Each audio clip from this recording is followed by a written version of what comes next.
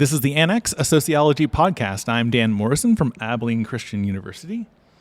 It is a very special day for the Annex. We are taping the show live at the 2022 American Sociological Association meeting in Los Angeles. Our distinguished guests are Tavory and Timmermans, professor of sociology at UCLA. Stefan is the author or co-author of 6 books and many articles across subfields like the sociology of health and illness, the sociology of science and technology, standardization, evidence-based medicine, and inequalities in the U.S. healthcare system. He is senior medical sociology editor for social science and medicine. Tavory is professor of sociology at NYU, director of graduate studies, and editor of sociological theory. His research focuses on the sociology of culture, theory and method in ethnography, the sociology of religion, interaction, phenomenology, pragmatism, temporality, and social theory, and he is the author or co-author of 5 books. We are here today to discuss their 2 co-authored texts, 2014's Abductive Analysis, Theorizing Qualitative Research, and this year's Data Analysis and Qualitative Research, Theorizing with Abductive Analysis, both published by the University of Chicago Press. Stefan and Ido, thanks so much for making the time to come on the Annex. It's a tremendous pleasure to be here. We are overwhelmed with the tremendous support in the audience. Thank you very much for having me. That's really nice. For having us here. Excellent. Well, these books are obviously great and meant to be paired together, so I want to take them in the order of publication. The first book unpacks your theory of qualitative research, and the second book is a more hands-on guide to actually conducting abductive analysis, qualitative research. And so I wanted to start with the fact that many sociologists will be familiar with deductive and inductive reasoning. Perhaps as a starting point, how does abductive reasoning differ from these 2 other traditions? Let me take this. This is Stefan. So induction is sort of more specifically in sociology put on the map by grounded theory, and it's looking at data and letting a theorization emerge from that. And one of the hallmarks is that you don't really engage with the literature until you get your story down. And then deductive reasoning is working from a set of theoretical premises and conducting a qualitative research project within the confines of the theory in order to change, modify, extend the theorization. So abduction is kind of a combination of these 2 kind of approaches, and at the same time it's also very distinct in the sense that what you're doing is you're looking in your data for a surprising finding in context of the existing literature, and then you use that to leverage a new theoretical insight. And from a philosophy of science perspective, neither induction or deduction actually leads to new empirical findings or new theoretical insights. It's mostly abduction that is the most creative aspect of the research process, but then it doesn't stand by itself. It requires further verification and examination in much more inductive and deductive modes. What abduction is really good at is giving that first theoretical jump out of a data analysis. So one way to think about it, and that's Ido here, but one way to think about it is kind of like a spiral where you have induction, deduction, and abduction all moving together. And it's not that we think that induction or deduction is not important, but what we're asking is, what does it mean to start from the moment of surprise? What does it mean for us to leverage that and to think about our research and to think about the way that we both process the research and also think about theory from this moment of surprise? Okay, great. One of the things I appreciated about your book is how you contrast abductive analysis with grounded theory and the extended case method. And Stefan, you just said grounded theory as an inductive method doesn't itself get you to new theorizing. So could you unpack how you talk about grounded theory and extended case method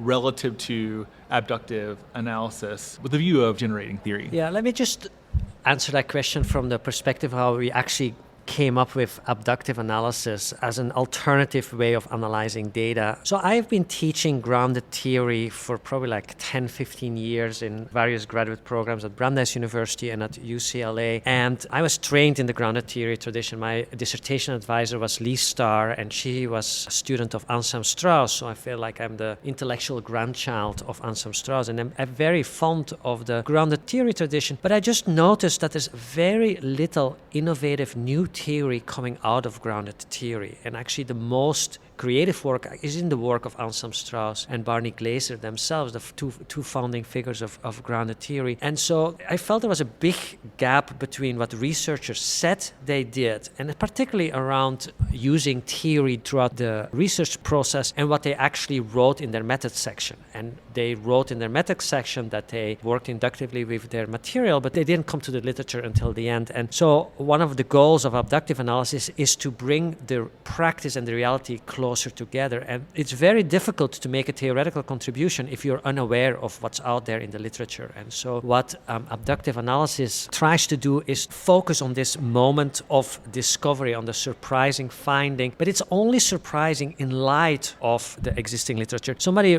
recently wrote on Twitter that abductive analysis is the kind of WTF method. It's like the what the fuck is happening in my research, you know? It's like that moment, like you're looking at your data and you're like, oh my God, where does this go? How does this make sense? This doesn't make any sense in the context of what people have been doing. And then extended case method, we engage less with that because that's not really the tradition I come from, but my understanding of that is that people work with their favorite theory and try to expand and extend their favorite theory. And that seemed to, again, overly limited to the actual practice where you need to be much more nimble and navigating between different theoretical traditions. So from where I'm looking at the world, before abductive analysis, grounded theory was just the overwhelming majority of qualitative researchers said they were doing grounded theory, even though millions of different ways of doing grounded theory traveled under that flag. But still, there is something inherent in grounded theory, specifically with the recommendation to not engage the theory until the end of your research project. That makes it extraordinarily difficult pedagogically and also epistemologically as a researcher to use that to good effect. And again, abductive analysis tries to be much more realistic about what is going to set you up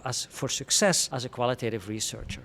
One thing that I would add is I think if I'm thinking about grounded theory, my sense is that there's a lot of really great people who do grounded theory, and they're increasingly starting to talk about abduction because they're realizing that if they keep talking about induction, then either they say one thing and do something quite different, which I think happens a lot to all of us, but I think we can actually say what we do. That's a better idea. Or they end up really getting stuck with these typologies and bunches of notes and not quite sure how to move it forward. And I think that's really unfortunate because I think a lot of really great researchers, and especially budding researchers, are kind of hamstrung by that. I had a lot of aha moments when I was reading these books, flashbacks from my own qualitative dissertation process and confronting the pile of ethnographic field notes and interview transcripts that I had conducted. And part of me wishes I had these books, let's just say, over a decade ago. But as an interactionist who has engaged with pragmatism in my own work, I am convinced, and from your book and other experiences, that the pragmatic tradition does help us really break through some unhelpful binaries like the discovery justification division and the theory creation versus the empirical research. So I'm curious, for those who maybe aren't as familiar with that tradition, how did you both get interested in working with pragmatism in the first place? So I think we're both interested in pragmatism to begin with. I think we're both interactionists at heart.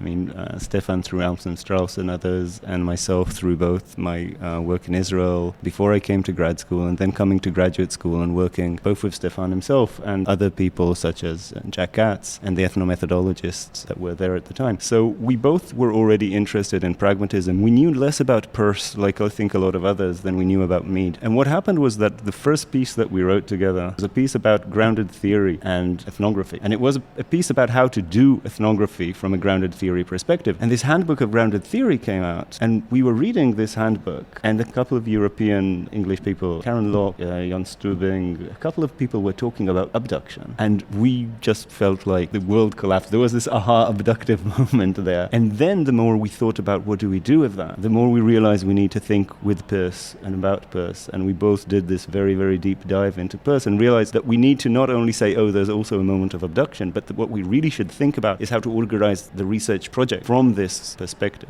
And I think one of the things we like about it most is this implosion of what's called the context of discovery and the context of justification. So it's not that we first discover something and that's something that just happens magically through intuition, through our dreams or whatever, as somebody like Karl Popper, this philosopher of science, would say, and then what we really have to focus on is the moment of justification, which is, but that there's a way to set up our research and our reading in a way in which we privilege the way that these are intertwined rather than artificially separating them. Well, that's actually a really good segue to the second book, Data Analysis and Qualitative Research, because you do get into the details of doing this work that advances theory and sets up research projects so that you can be surprised and then test the insights that you have based on that surprise with more empirical evidence and, of course, your coding and other kinds of strategies to sort of test those preliminary explanations for what you've found, those deviances from existing theory that you found in your data. So let's talk about surprise. Could you share with us a surprising empirical finding from your ethnographic or interview data that led to a theoretical innovation using abductive analysis? It's story time. Okay, story time. So I'll give an example. Actually, this precedes the abductive analysis writing and discovery process, but this was one that occurred during my PhD research when I was doing research on cardiopulmonary resuscitation techniques. And I was doing an ethnography where I would be paged whenever a resuscitative effort occurred and then rush to the hospital and see how the event took place and, see what the outcome of it was. And based on the impression that you get from reading the literature and based on the impression of what you find in the public media, the survival rates of these resuscitative efforts are minuscule. So out of hospital resuscitative efforts, it's like 1 to 4%, while in people have looked at TV shows and there it's about 70%. And so you get this very distorted view that if you just pump on the chest and breathe some secondhand air in somebody's mouth, that you're going to keep them alive or bring them back alive. And in fact, that almost never happens. And so this was like an extraordinary puzzling finding for me. It was very surprising that we have this entire infrastructure around resuscitations, but we don't really have any success rate. So we have built this up as life-saving technology, but we're not saving any lives. And so that then led me to think about, so if we're not saving lives, what are we doing instead? And so, I'm going to cut short like the actual theoretical innovation, but the argument that I'm making is that actually what CPR does, it saves death. It saves sudden death in the sense that if you didn't have CPR, people would just collapse on the floor and die. And now we have this ritualistic set of movements. We bring these people to the emergency department. We provide them with what we believe is the best care possible. And so it helps to ease some of the relatives left behind into accepting that sudden death happens. And it's sort of what we're actually doing is we're creating a transition ritual via resuscitative efforts. And so I theorize this more from a perspective of this is actually about death and dying. This is not really about a life-saving kind of technology. It's more about how do we come to terms with the finitude of life. And so then it brought me into like, how is that then stratified and for whom does that work? Under which kind of conditions does that work? And that's where more of the sociological theorization was. But the surprise was really the realization that CPR almost never works in the context of all the discourse around it. For me, I think, again, like Stefan, I think any research project that you do, once you're attuned to surprises, this is the stuff you talk about in the evening when you're talking to people about what you do. This is what you tell your colleagues when you're meeting for beer during a conference. To give one example, when I was doing my PhD and we were writing abductive analysis at the same time, or writing the paper that led to the book, I was doing an ethnography of an Orthodox Jewish community, and in order to be part of the community, I was walking around with a yarmulke most of the time, and I was dressed more nicely than I am now, with a jacket, and I didn't grow a beard, but I looked Orthodox. And then one day I was walking with a Hasidic friend as we are just talking about gun control, actually, and then suddenly a car goes by. It was during Halloween. Somebody pulled down their masks, shouted Jews, and gave us the finger. And for me, this was an incredibly strange moment. I come from Israel, where I'm Ashkenazi and Jewish. It's basically being WASP in Israel, and I've never experienced anti-Semitism, and suddenly experienced anti-Semitism, and I was completely shocked. I couldn't even hear what they were saying. I was like, did he say Jews? Did he say you? What did he say? And my friend just looked at me like, what are you making a big deal? Weren't you ever called a kike before? And I was like, wait, that happens? I said, oh yeah, all the time. And it didn't happen all the time, but I started talking to people and I realized it does happen regularly. They didn't even talk about it. So I was really, really stunned both by this moment, but also by the difference between how I acted towards it and how my friend acted towards it. And it's not like we were busy being Jewish. We are talking about our Jewishness. And no, we're talking about gun control. If anything, I was like some bleeding heart liberal and he was a libertarian Republican. And this was a really interesting moment for me to think about how people are brought into being in the streets in everyday life. And it became one of these points where once I saw it there, I saw it everywhere. And my entire dissertation and later my book, really became an account of the ways in which we are made to be see who we are in everyday life through all these different micro practices. So it was incredibly important, this moment of surprise, even though it was a very naive surprise in a sense. Your story here, Ido, makes me think of the practice of research that you talk about in this second book, the index case, and the importance of identifying an exemplary case that captures some important variation that you're trying to theorize in the text. So maybe one of you could just tell us more about what an index case is, and then how you might find an index case, or what to look for when you're thinking, hey, maybe this is an index case that I can use to think about variation in my research. So we talk about the index case in the context of how to code qualitative data, and of course coding is a very important practice that has been introduced by grounded theory and that has been traversed the boundaries of grounded theory and has been incorporated in lots of different ways of doing qualitative data analysis. And in the book we make the case for a form of open coding and then for a case of focused coding. And focused coding is when you actually already have a pretty good sense of what the story could be in the data. I mean, I've been doing research about this for a long time, so you're not really a novice anymore, and you have a hunch of what kind of trace you're going to follow, which is different from open coding, where you sort of like see what is this data really good for. And so an index case then is kind of like one of the instances. It can be an event, it can be a situation, it can be an interaction, the way that Ido just talked about, that really captures all the elements or most of the elements for theorizing, and that you sort of put in the center of your analysis, and you use that as your reference point under which you're going to make comparisons with the other data pieces. So you put a database together from all kinds of similar or related events, and then you put one in the middle and say that is really, that typifies the phenomenon that I'm interested in it. But of course you can be wrong about this. So the index case is not like something that is endowed from the beginning and stays there. It can be that through your analysis you decide, well, that doesn't really pan out.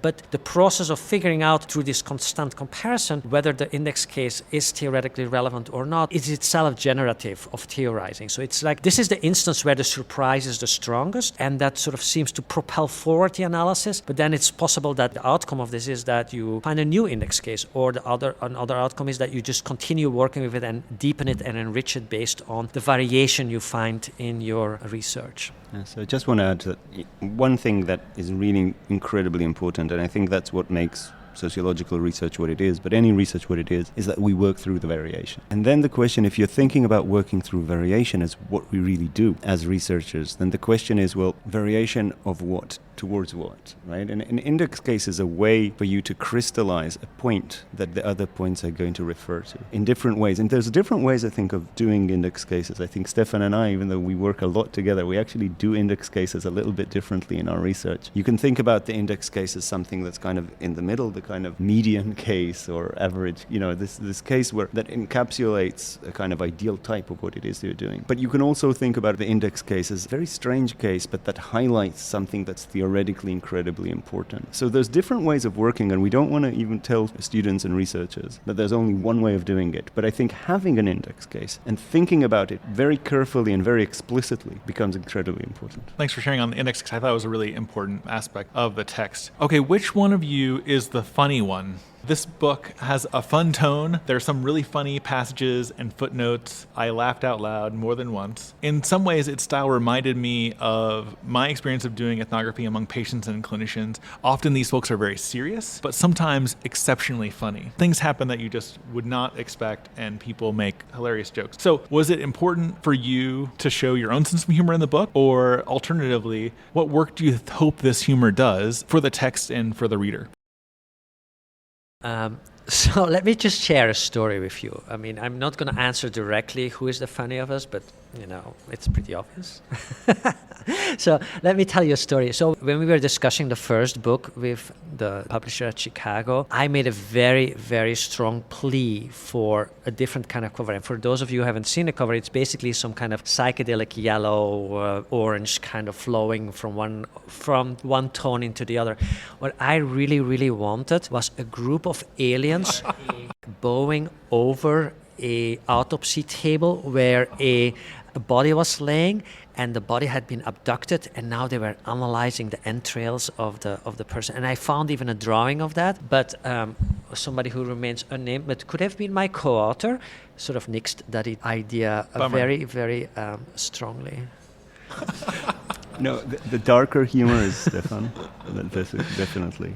The moments of lighter humor, maybe me. I mean, it's also true that sometimes I think something is really funny, and then Ido sort of says, if you read it once, maybe it is funny, but if it stays there, it's going to live on forever. So we keep each other in check a little bit. But when you try to tell a story and there's humor in there, maybe people will remember the humor part and then carry forward the idea with it. And so we explain abductive analysis in the second book with a cooking metaphor, and I think that hopefully will really bring down the differences between induction, deduction, and abduction. So it's also sort of a little bit of trying to grab people's attention. And, Methods book can be extraordinarily dry, so if we can put at least a little bit of humor in it, why not? I also think before we go, I think seriously. See, I think the answer of the question is already answered here.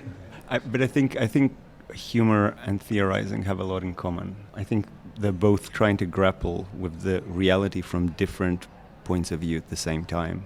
And I think thinking that your field is funny or understanding the jokes in your field. Goffman has this thing about, you're in the field when you find the other members of your field attractive. And I think we both always found that to be a very low bar. And I think you really understand a field when you start laughing at the jokes. And I think that's the same for writing, that you start understanding method when you start seeing where it's actually funny.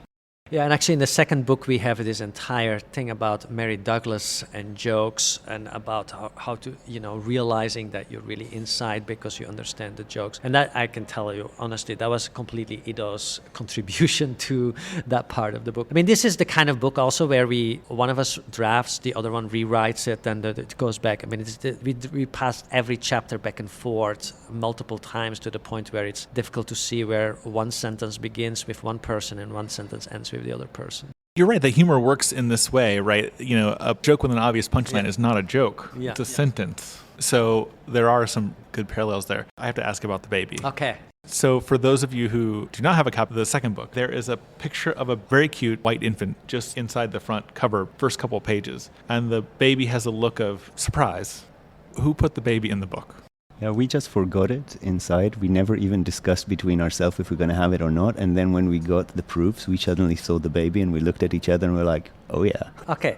So we had a working title for this book. The working title was Surprise, Abductive Analysis in Action. And we really, really thought that captures the book completely. However, if you type surprise in Google Images, the baby comes up. And so that's how the baby was there. So we used to have that baby in front of us on the first page whenever we opened this document. So we had this surprise. And it was a good reminder for us that, we need to make sure that we always come back to this theme of surprise. But the reason why we don't have that as the final title was that if you type surprise in Amazon, and Amazon is of course like a major bookseller even for methods books, you get children's books. So the press really pushed us to come up with a title that would be more in line with qualitative data analysis books. But they felt kind of bad about it, that they had to take away our really lovely surprise title. So they let us keep the baby, but the title changed. I'm actually not really sure that we insisted on that title that baby being in there, but they sort of felt like that baby needs to still be in there.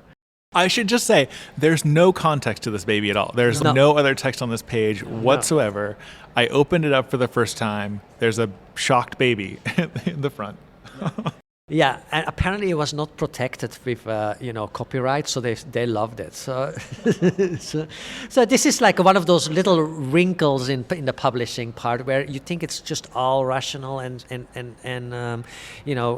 very efficient and effective, but in fact there's also a sense of humor in the publishing world where people are like, we can do something funny too. Yeah, pro tip for those who are publishing books: get Creative Commons photos, save your publisher some cash and yourself some headaches for having to buy rights. We're all about helping people out here. I get the sense that you're frustrated by qualitative work that ends with a descriptive typology. So why do you think so much qualitative research ends there? In other words, why the lack of theorizing with qualitative methods? We can both answer this, but so I'm editor, as you mentioned at the beginning, of the senior medical sociology editor of the journal Social Science and Medicine, and I get about 1,000 papers a year as editor of this journal, and almost every week I get a paper that just takes 20, 30 interviews, and the abstract says, here are 3 themes in these interviews. There's no contextualization, there's no argumentation. I just found 3 themes, and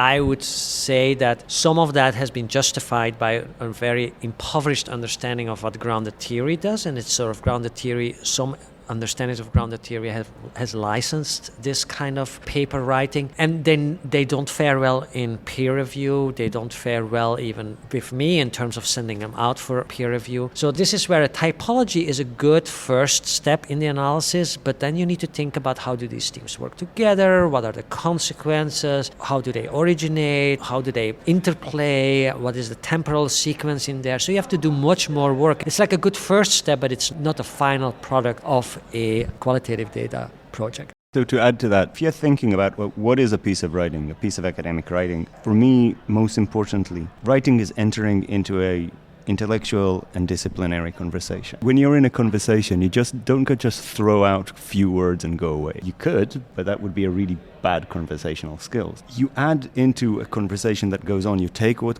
came before you into account, you try to push the conversation forward. And that's what we do as intellectuals, that's what we do as sociologists. We have to do that. And I think people that just take it and create a typology without even telling you, well, why this typology? What does this typology tell us about other things? What's the process that created this typology? It becomes, in some ways, a kind of empty conversational terms where you're just shouting something and going away. And it doesn't work neither in peer review, but it also just doesn't work as an intellectual contribution. So I think we feel very strongly about that. I'm glad you mentioned the idea of what other potential fields or ideas or what other potential applications there are for the idea that you develop. Because one of the things that comes across in the book to me is that as you're conducting your research, as you're writing up your field notes, as you're analyzing those notes and coding them, you may find that you need to engage another literature. Mm-hmm. Right, in order to push those ideas forward, or you notice some synergies or some parallels between what you're seeing in one field site and then what another subfield of sociology has to say. It's really helpful for researchers to keep their eyes open and to keep engaging with reading outside of their narrow subdisciplinary focus in order to draw those connections and bring literatures together, which is one place where you can do some interesting theoretical work.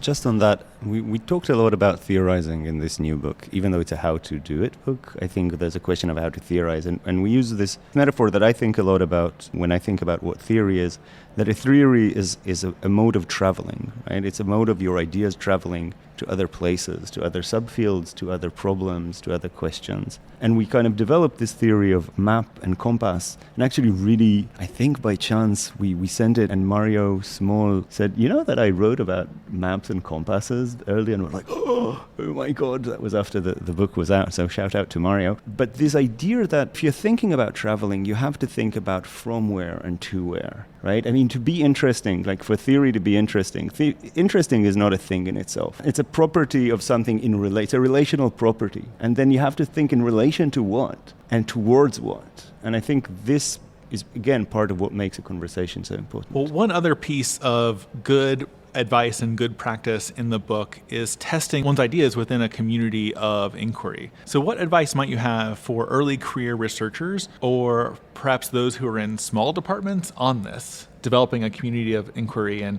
ensuring that you have an adequate ground to test your abductive insights?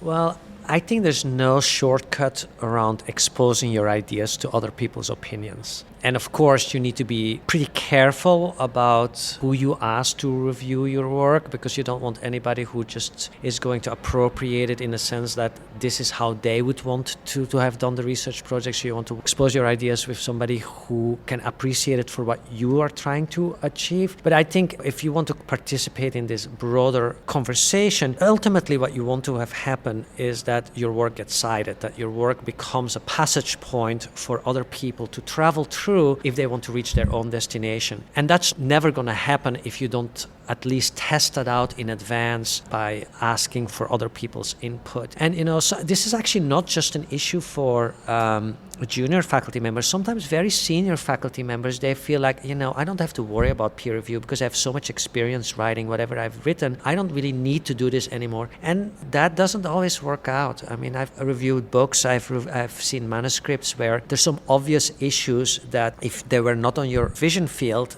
that you probably would have ignored, but that other people would have pointed out, and the argument would have been much stronger for all the effort you put in it it would have benefited from some other eyes on it. So it's one of those issues, it's sort of almost similar to like thinking about on the level of importance as who would you want to interview, what kind of literature do you want to read. It's on the same level of importance that you have another set of eyes on it, and that you engage in a debate or engage in feedback loop with other people, and you create a writing group, or you create a conference like ASA, you just discuss and share some drafts with somebody else. So you just need to do it. I mean, it is absolutely important, because you don't want to write it just for the fun of it, or you want it to eventually to travel. I mean, I have a very, probably more than Ido, more of an instrumentalist perspective, that it's not just that it can be interesting or theoretically puzzling, it needs to have something that people can use, that people can appropriate, which is actually also the idea behind abductive analysis, because Peirce wrote about abduction, but he's not a qualitative methodologist. We had to do a lot of translation work to take these very broad philosophy of science ideas and make them work within sociology, and that is,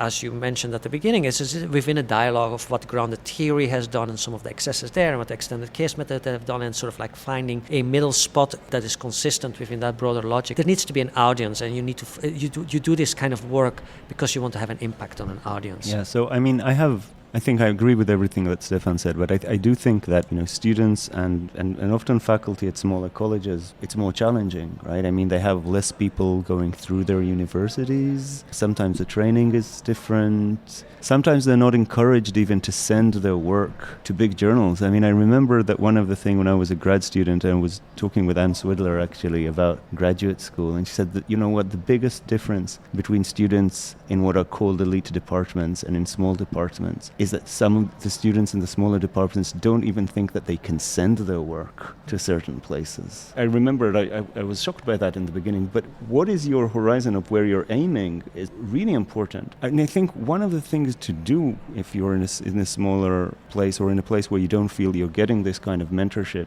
I think is going to small conferences. ASA is, I like ASA, you get to see your friends, but ASA can be very impersonal, very big, very intimidating. I think smaller conferences can be really, really wonderful. And also, the other thing, it takes a little bit of chutzpah, but to send an email and say, like, I've read your work, I have this thing I want to discuss with you, to a faculty that is going to be somewhere, I think is incredibly important. I know that for myself, I would never say no if somebody would actually want to talk to me about ideas and not kind of want to network. This is what we do our work for, and I think a lot of people feel that way. So I would really encourage students and faculty to go to these smaller conferences, to send emails ahead of time and set time for coffee. There's people that I met in conferences that way that remained people that I talked to for years to come. So if you want to do that, it's ido.tavory@nyu.edu. Send all your requests and your requests for feedback that way. I knew it. Well, I will say in the book, there are some great passages that take us inside the open coding process that you take your students through, Stefan. And so there are examples in there of students who are reading others' field notes and then on the board talking about what's going on, the who, what, when, where, how, the basic kinds of questions that set us up for insights and surprises. And so if you've ever wondered, as I have, what a graduate seminar at UCLA in ethnography looks like, at least a little bit, this is your chance to kind of get a sense of what that's like. I mean, for me, I also consider myself an intellectual grandchild of Anselm Strauss. In those books, there's always that, and we were coding together at my house or wherever it was. And you just want to say, like, I want to be a fly on that wall. What was it like when Anselm is doing this work in the hospital, thinking about technology and thinking about coordination work, and the same thing with Lee Starr, of course. Yeah, I mean, this sort of passed down in the tradition, and it's one of the really good things about grounded theory is to work as a group on somebody's data. So Anselm did that with his students, Lee Starr, Adela Clark, John Fujimura have done that with their students, and now I'm doing it. and Ido is doing it at NYU. So at UCLA, when we teach ethnography and qualitative research methods, we have one quarter where we devote to data gathering, and then one quarter that we devote to data analysis, and they're consecutive quarters. And really the pedagogy of that second part of the class is that we have students share their field notes with the class in advance, and then they have to sit back. So the person who wrote the field notes is not allowed to say anything, because they sometimes have a tendency to say, oh, what really happened was X, Y, and Z. And so they're sort of voiding the creative process. And then the other students work with and ask questions and look at what's happening in the data, and they start to conceptualize and to think through about what is going on in the data. And it's just extraordinarily generative, especially for the student who's supposed to be quiet, because the richness of the data is exposed within those kind of seminars, and students learn from each other when the stakes are really low. So I'm a very big fan of that kind of an approach. And I always encourage students after the class and keep a writing or data analysis group going and sort of exchange this kind of notes. So this is something that I think pedagogically, in terms of whatever your methodological approach is in terms of qualitative data analysis, it's extraordinarily positive and constructive way of doing data analysis. Well, we're running short on our time. I want to be respectful of that. But is there anything else you all want to say about this book, the process of writing it together, anything that's important that we left out or you just like to leave folks with? One thing that I think we were happy about, we didn't set up to write 2 books. We thought we were going to write 1 book, and we were pretty happy with that book. But then we started getting responses saying, this is nice, but I don't know what to do with it.